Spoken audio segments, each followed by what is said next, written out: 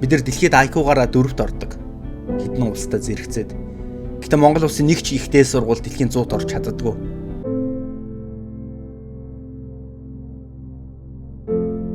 If you're watching this video, I'm dead.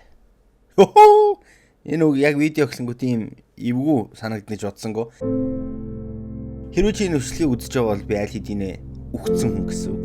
Эсвэл байж ч магадгүй. Энэ үчлэгийг би ирээдүйд 50 жилийн дараа, 100 жилийн дараа хэрвээ YouTube байвал тэр хүн үед хэн нэгэн олж үзүүлв. Яагаад энэ үчлэгийг хийж байгаа гэдгийг тэр хүн тайлбарлаж байгаа. Яа, ямар эвгүй бэ? Яагаад англиар энэ видеого if you're watching this I'm dead гэж ихэлсэн бэ гэхээр магадгүй 100 жилийн дараа Монгол гэдэг улс байх уу байхгүй юу гэдэг маш амар эргэлзээтэй санагддаг болсон зүйлүүд. Одоо намайг 10 жилд байхад ялангуяа 10 жилд байхад Монголын ирээдүй амар гэгээлэг те. Ямар нэгэн монголчууд ямар нэгэн зүйлийг хүлээж байгаа юм шиг, ямар нэгэн тийм шинжилтийг хүлээж байгаа юм шиг магадгүй 5 жилийн дараа гэхэд монголчууд маш гайхалтай оронд амьдарч эхлэж байгаа юм шиг тийм амар итгэлтэй байсан. Гэхдээ одоо ямар ч тийм итгэл Монгол хүнд байгаа гэдэгт би итгэлтэй биш байна. Хэрвээ байгаа ч гэсэн тэр хүн бол 10 жилийн өмнө бид нар шиг тийм итгэлтэй биш байгаа. Эсвэл гэгээлэг бүхэн хүүхэн насанд байдаг болохоор надад итгэл байсан юм болов. Өнөөдөр 2018 оны 3 сарын 30 маргааш талбай дээр 3 сарын 31-нд хүчирхийллийн эсрэг хамтдаа тэмцэх жагсаал болж байгаа. Хэрвээ чи энийг ирээдүйгээс үзэж байгаа бол нэг ийм цуглаан болж байгаа. Тэр цуглаан нийтдээ бараг 300 мянган хүн оролцох гээд тэгээ интернетийн цаанаас компьютерийн кейборд эсвэл уцаа майжингаа би оролцсноо гэж бичиж байгаа. Гэхдээ хэр их хүн очихыг би яг үндэ мэдэхгүй байна. Маш олон хүн очосооч гэж хүсэж байна. Тэгээд тэндээс хүмүүсийн хандлагыг харахад амар том хандлагын ялгаа, боловсролын ялгаа, амар олон зүйлс, маш олон хүмүүсийн хүмүүжил ямар байдаг бүх юм харагдаж илээ. Тэгэл хүүхдийн хүчирхийллийн эсрэг хамтдаа тэмцээ. Ер нь хүчирхийллийн эсрэг хамтдаа тэмцээ гэж ярьж байгаа хэрнээ хүүхдээ хүчирхийлээ тэнд аваачих маш олон хүмүүс байгаа. Эсвэл очихыг хүсэхгүй байгаа хүнийг хүчээр бараг авч очиж байгаа маш олон хүмүүс ч үуч магадгүй. Тэгээ тэр дундаас харж агаад цаазын ялыг сэргээе гээл яриа л хэлээ. Тэгэл хулгайчдыг цаазлыг, хүчирхийлэгчдийг цаазлыг гээл. Тэгээ гол санаан зүв боловч яг энэнийхээ дагаад үр дагавар нь маш аюултай та нар бодоод үзээрэй. Одоо би чинь өөр төр жишээ авъя л та. За би ингээл гэртээ байжс чинь би ямарваа нэгэн тийм өөрийн оюун өөрийгөө удирдах чадваргүйгээр хэн нэгэн хүнийг алчлаа тийм ээ. Аль эсвэл хүчирхийлчлээ. Ямарваа нэгэн эмхтэйг. Тэгээд хэрвээ би хүнд баригдчихвол намайг цаацалж штэ тийм үстэй. Тэгэхээр чин би яах вэ? Манай гэр бүлийнхэн харсан ч гэсэн те за миний хүчин хүн хүчирхийлсэн юм чи очиод цаазлуул гэж хизэж хэлэхгүй байхгүй. Цаазын ялыг сэргээгээд хулгай хийсэн үнийг эсвэл хүн хүчирхийлсэн үнийг цаазлна гэдэг шууд тийм харгас юмыг хүмүүс юусэн гэж бий болгож болохгүй байхгүй. Бид нар одоо 21-р зуунд амьдарч байна тийм ээ. Хэрвээ та нар үнэхээр тэгэж хүн цааз хүчирхийлүүлсэн ямар нэгэн тийм хүнд гэмт хэрэг хийсэн үнийг цаазлахыг хүсэж байгаа юм бол та нар өөрсдөө ч гэсэн тэр хүчирхийлэгчээс ямар ч ялгаа байхгүй. Хэрвээ ийм хууль батлагдах юм бол энэ гэмт хэрэгүүд ч улсмал нуугдмал шин чанартай болно. Хинч найзаагаа шууд цаазлуулахыг хүсэхгүй. Хинч гэр бүлийнх нь гишүүн ямар ч буруу юм хийсэн. За миний хайртай охин, миний хайртай хүү очиод цаазлуул гэж хизээч хэлэхгүй. Харин ч тэрийг дарна, нуун.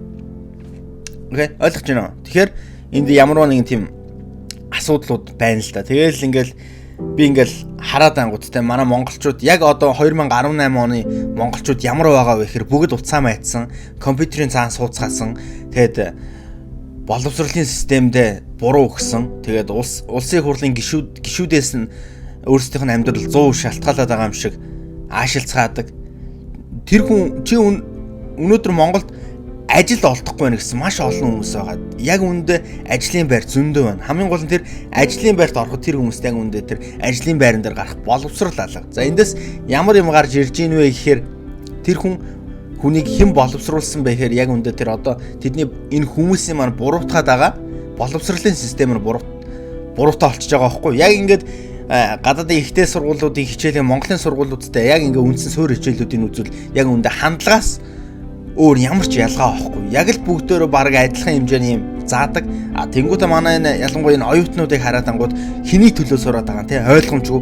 Яа хаста маргааш хичээлтэй явна. Яа энэ сургууль сөнөөсөө ч гэж яашаа те. Чи сургууль төлбөр төлж явж байгаа тийм болохоор чи тэр төлбөр чи яагаад төлбөр төлж байгаа гэхээр чи юм сурах гэдэг болохоор чи тэр газар төлбөр төлж байгаа. Чи өөрийнхөө төлөө сурж байгаа. Чи юм сурахгүй байна гэдэг чинь тэгэл чиний тэр эцэг ихийн чи олсон дарагдаа загнуул чинийг нь загнуулж өдөр шөнөгүй ажилласан тэр хөдөлмөрийг нь чи зүгээр хин нэгэнд маа гэл зүгээр үнгүү өгчөж байгаад ямар ч ялгаа байхгүй. Одоо жишээ нь одоо нэг оюутан сурагчдын жилийн сургууль нэг семестрийн төлбөр нь сая төгрөг байлаа гэхэд л тиймээс тэгэл нэг өдөрт нэг хичээл хэдэн төгрөг нэг удаа суухтаа зарцуулж чинь тэгээд ихэнх нь суудгүй боловсролын систем амар үгүйсгсэн хүмүүс байдаг. Тэгэл яг үндэ тэр хүмүүсийг харангуут тийм ээ өөрсдөө за манай Монгол улсын боловсролын систем болохгүй амар мяа байна. Би өөртөө Америк руу очиж сурчвал өөртөө ална, Германд очиж сурчвал ална, Японд очиж сурчвал өөртөө будаа болгоно. Би Монголд л сурч чадахгүй байна. Үнэхээр болохгүй байна гэж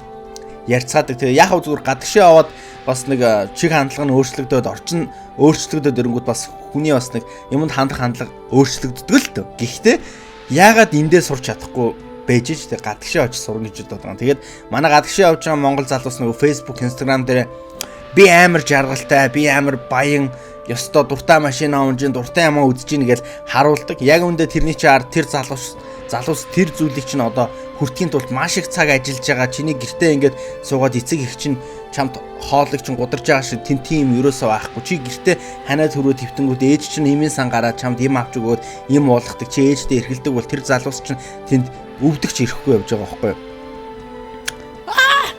Мэдхгүй. Тэгэл ерөөсөө тийм Монголын надаа юу ч тийм гэгээтэй харагдахгүй байна. Тэгээд миний хүүхэд одоо 4 настай. 10 жилийн дараа Монголд миний хүү 14 настай байхад Монгол ямар гоё улс байхаа вэ гэсэн надад тийм төсөөлөл авахаас яг үндэ бодит байдлын хөрсөн дээр бууж байгаа юм. Яг үндэ Монгол бол алга байна те. Тэгээ би яагаад энэ видеог англиар хэлсэн бэ гэхээр би хэлээд байна шүү дээ. 100 жилийн дараа магадгүй нэг хүн үзгсэн чинь монгол хэл устсан байвал яах вэ те. Одоо 100 жилийн өмнөх одоо монголчууд бидний хэрэглээний үгс бол одоогийнхоос шал өөр байсан байдаг те. Тэгэл ингээл жил ирэх тусам ингээл бичиг соёл өөрчлөгдөөлөдөг магадгүй нэг ирээдүйд хин нэгэн YouTube-с олж үзсэн чинь монгол хэл устсан.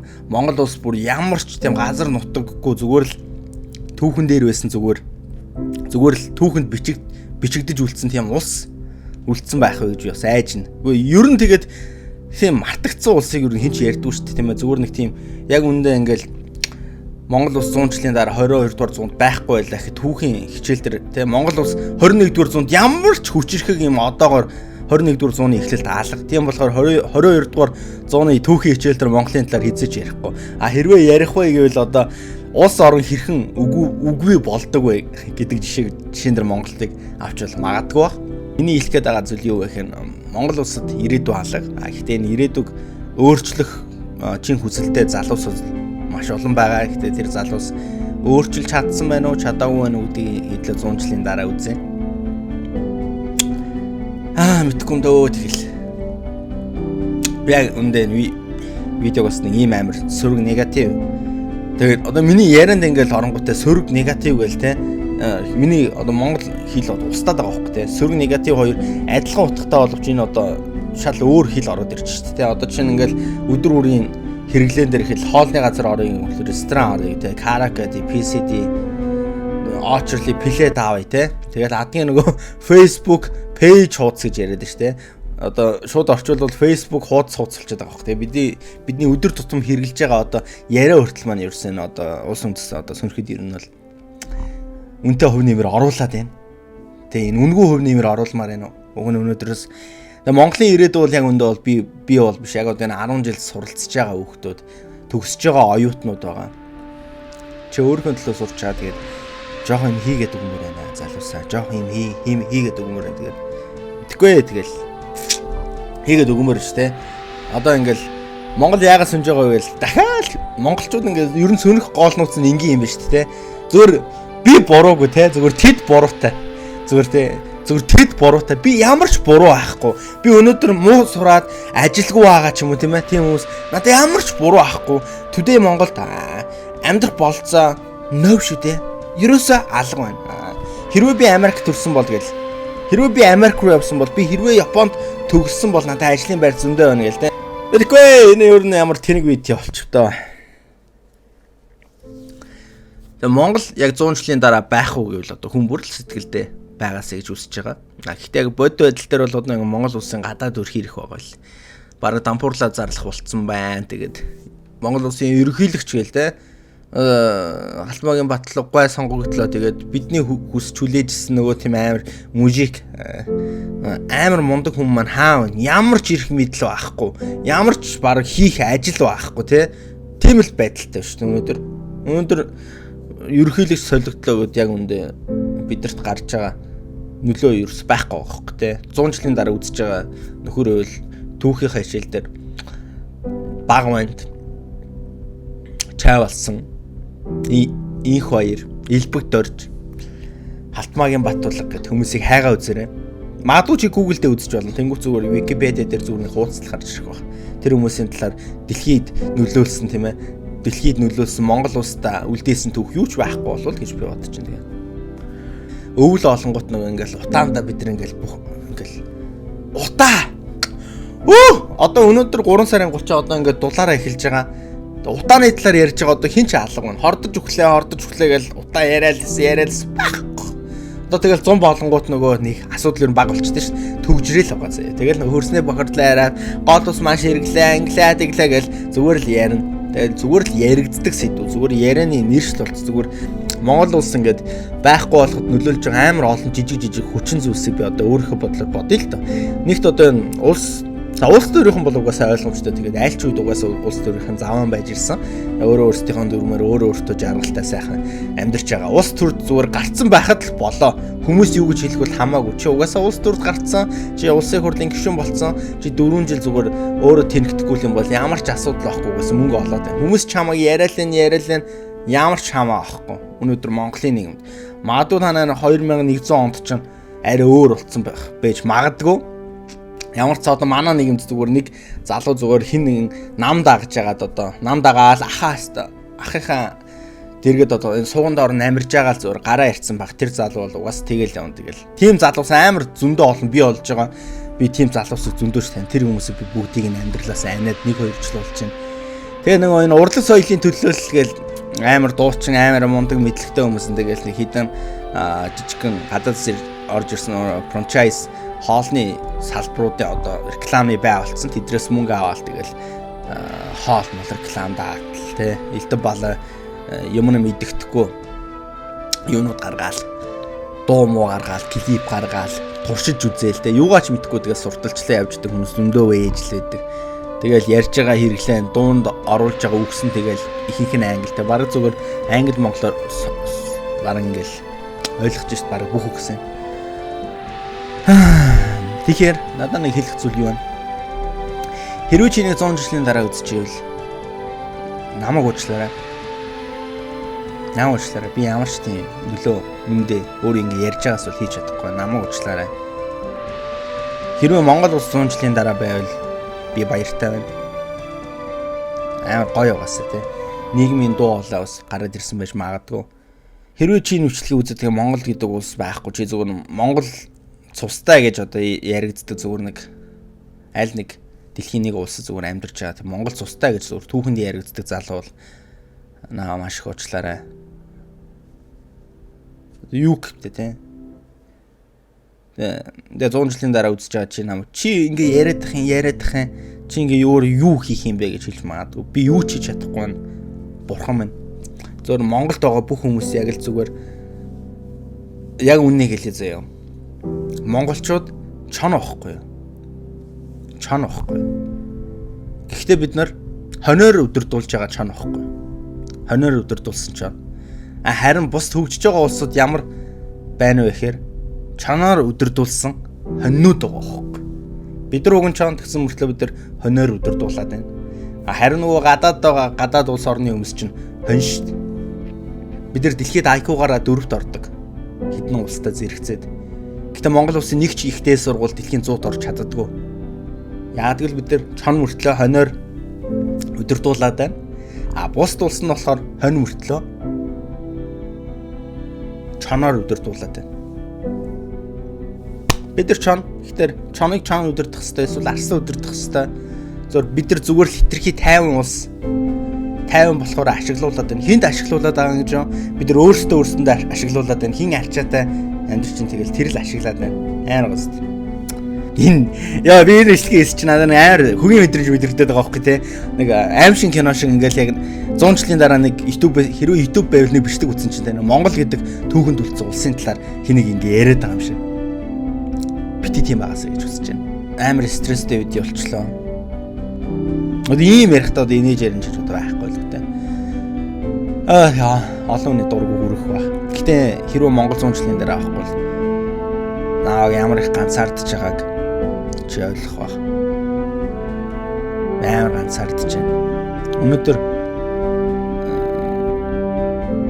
залуус нэгдээд юм хийгээд би хардаг. Над руу амар олон хүмүүс холбогддог. Уулз явчих ингээд хийгээл. Тэгэл нэг уулзаал үзэнгүү дандаа хэлбэр хөөсөн, нэр хөөсөн, амбиц хөөсөн хүмүүс байдаг.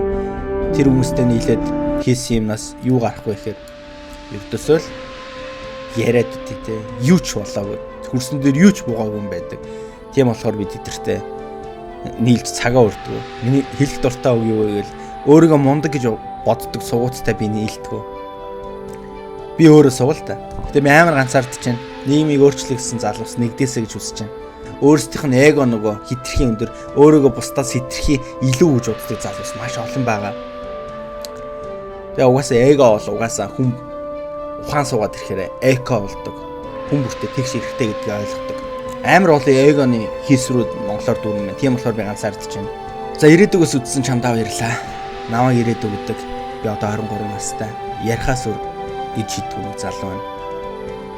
Гэхдээ би чамд нэг юм хэлээ. Монголчууд дэлхийн хамгийн гэр үлсэг улс. Монголчууд үнэхээр сайхан сэтгэлтэй. Монголчуудын тэр сайхан сэтгэлийг дотроо ингэж хуваагдаа бие биений халаад байгаагаас монголчуудын IQ дэлхийд тэргүүлдэг улсуудын нэг. Тэгээ өөрсдийн гэсэн бие махбод физиологийн маш өндөр чадвартай, маш сайхан өргөн удам нутагтай. Чи тийм улсад амьдардаг байсан. Чи тийм хүмүүсийн үр удам шүү. Монгол гэдгээ санаарай. Хүн бүр Монголын төлөө байгаасай. Хүн бүр өөрийнхөө төлөө биш Монголын төлөө байгаасай. Монголын төлөө байна гэдэг нь өөрөө өөрийнхөө төлөө байна гэсэн. Тэгэхгүй болохоор хүмүүс болохоор өөрийнхөө төлөө байна гэдэг нь Монголын төлөө байна гэж бодоод байдаг. Яг үүндээ Монголын төлөө авах нь чи яг өөрийнхөө төлөө гэж хамгийн зөв алхам гэдгийг санаарай. Хамтдаа байсан бүгдэнд нь баярлалаа. Баяртай.